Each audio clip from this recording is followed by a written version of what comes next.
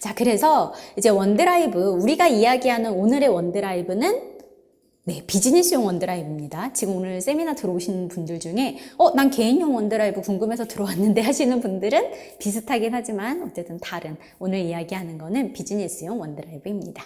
자, 그래서 장점은 딱 이렇게 세 가지예요. 여러분들이 모든 파일을 한 곳에 다 모으실 수 있는 거고 1TB, 5TB이니까 그리고 어디서든 액세스, 여러분이 원하는 기기에서 가능한 거죠.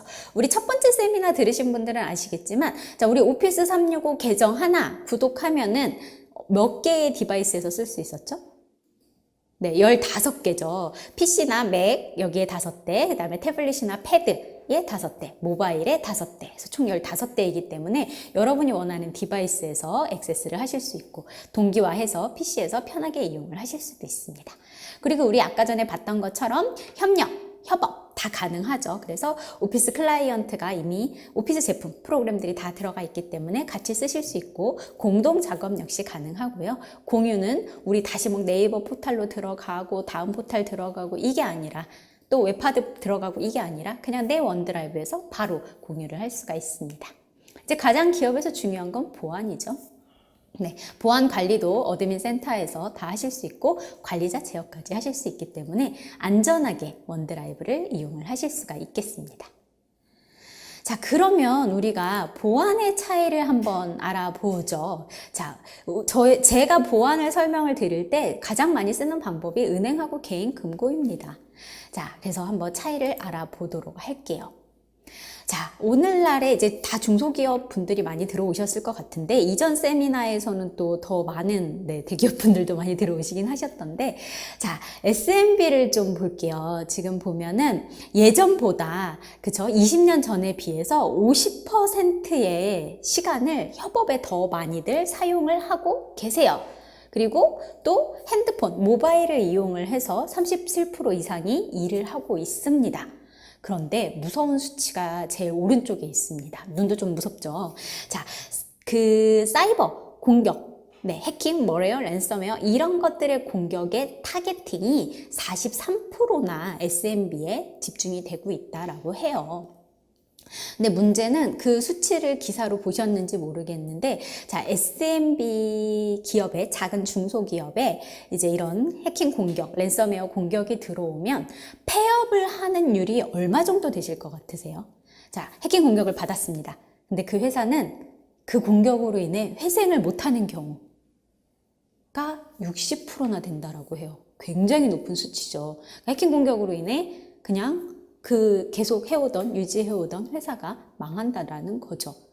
자, 그러다 보니 이제 보안에 더 신경을 쓰고 보안 솔루션도 사고 막 이래야 하지만 대기업과 다르게 실제로 눈에 보이지 않는 보안을 위해서 그죠? 랜섬웨어, 머레어를 위해서 따로 보안 솔루션을 사고 백신을 사고 이러기에는 중소기업에서 많은 부담이 있다라는 거죠. 자, 그래서 보면 우리가 개인금고도 많이 팔죠. 요새 홈쇼핑 보니까 개인금고 엄청 많이 광고를 하더라고요. 뭐 이쁜 것도 있고 뭐 기능도 많고 하던데 그럼에도 불구하고 우리가 은행을 이용을 하죠. 왜 그럴까요? 네.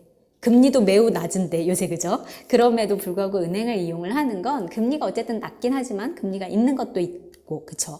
편리합니다.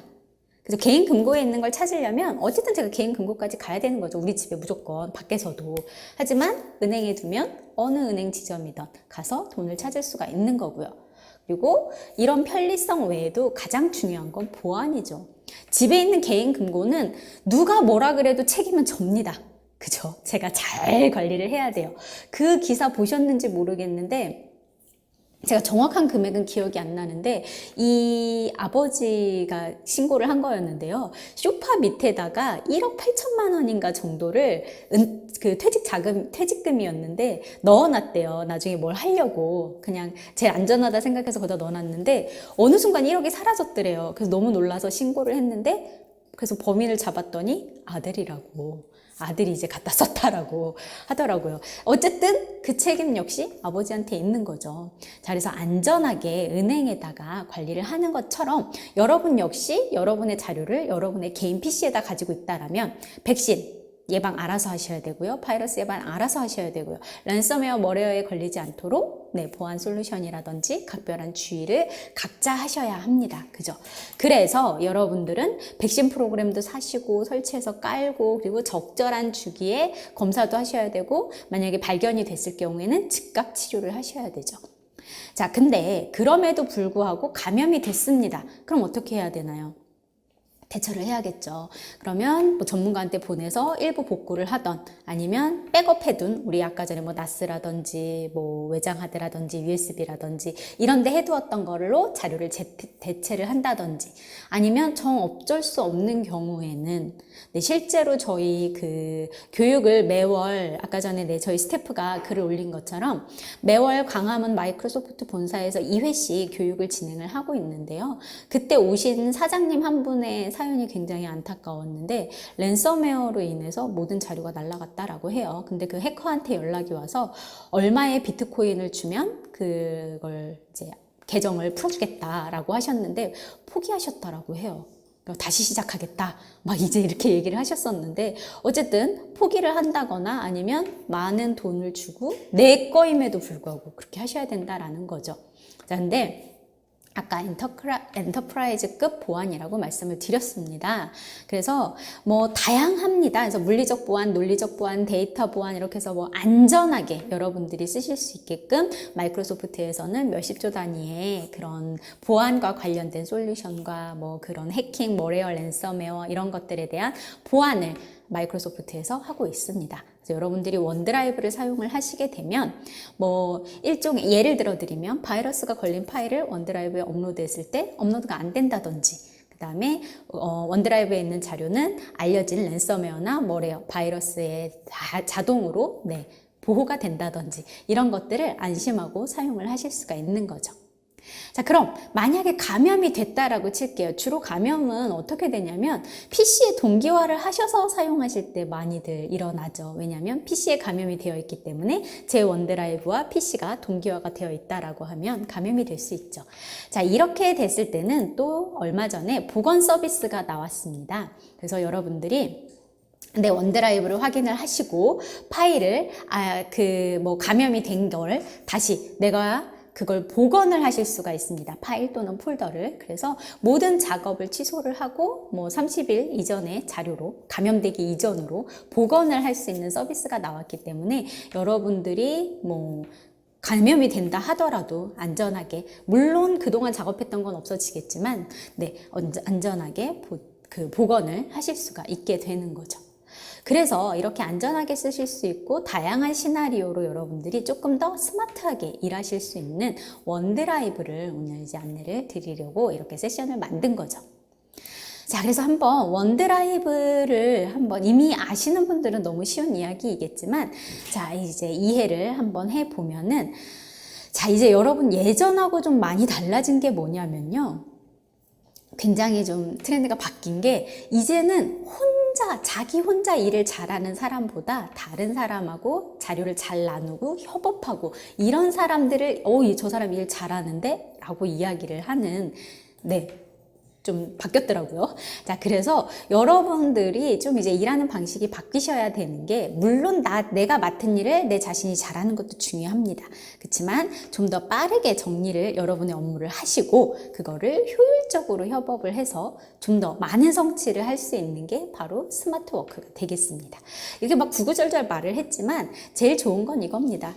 딱 하나로 정리를 해드리면은 적게 일하고요. 더 많은 성취를 얻는 거. 바로 그런 거죠. 자, 예를 들어 볼까요, 한번? 제가 예전에는 우리 교육으로 한번 예를 들어 볼까요?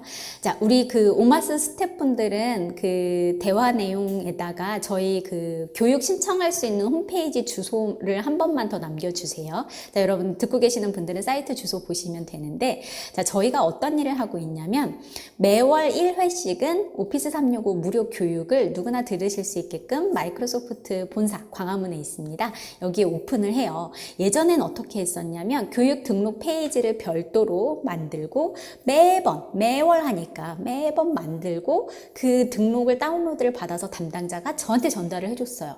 그러면 저는 그걸 받을 때까지 교육이 몇 명이 등록이 됐는지 누가 했는지 정보는 어떤지 아무것도 알 수 없었어요. 단계 역시 사이트 만드는 거 승인 받고 그 등록 페이지 만들고 랜딩 페이지 만들고 오픈하고 담당자가 다운로드 받고 저한테 메일로 보내고 제가 받고 업데이트하고 이런 일련의 과정들이 있었는데 지금은 저희가 한번 소개를 해드리긴 했는데 오피스 365 안에 폼즈라고 하는 서베이 기능으로 그냥 홈페이지에 제가 서베이 등록 폼을 하나 만들어 놓고 링크를 겁니다. 그러면 여러분들이 예를 들어서 교육 등록을 딱 합니다. 그러면 저한테 알림이 바로 옵니다. 네, 누군가가 등록을 했다라고. 그리고 클릭해서 클릭하면 바로 그 문서가 열립니다. 그래서 어떤 분이 등록을 했는지 답변이 보이는 거죠. 제가 했어야 하는 이 일련의 일들이 이렇게 줄어드는 거죠. 그죠? 같은 시간에 더 적은 일을 하는데 더 많은 일을 할 수 있게 해주는 게 바로 스마트 워크가 되겠습니다. 그래서 이런 일들이 원드라이브가 여러분이 시작이 돼서 오피스 365의 서비스를 점점 더 많이 활용을 하실 수 있게 되면 좋을 것 같습니다.